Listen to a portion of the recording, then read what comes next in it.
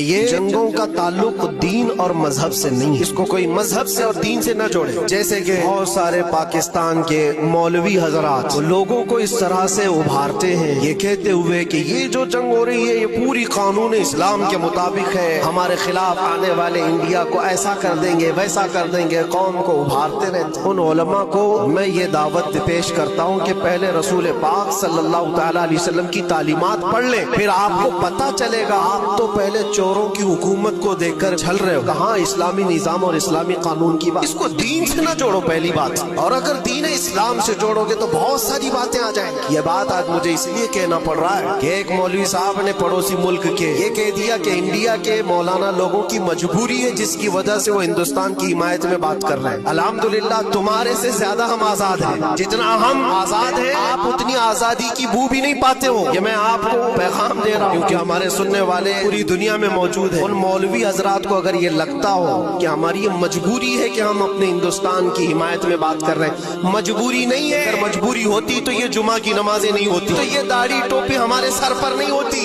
مجبوری ہمارے ساتھ نہیں، الحمدللہ خواجہ کے ہندوستان میں سر اٹھا کر جی رہے ہیں۔ ہم اپنے ملک کی حمایت میں جو بولتے ہیں وہ ہمارے خون کا حصہ ہے، ملک سے محبت ہے، کسی کی مجبوری میں نہیں۔ وطن سے محبت ہر انسان کی فطرت میں ہے۔ اس طرح کی باتیں کرنا اور خود ہمارے درمیان اختلاف پیدا کرنا، ان کی ان باتوں سے یہاں کے رہنے والے جو برادران وطن ہیں اور ہمارے درمیان یہ دشمنی ڈالنے کی کوشش ہے۔ بہت ساری چیزیں اس ملک کی طرف سے اس طرح کی حرکتیں ہونا یہ ہمارے لیے صرف اور صرف یہ خطرہ ہی ہے، باقی کوئی ان کی طرف سے ہمارے لیے حمایت نہیں۔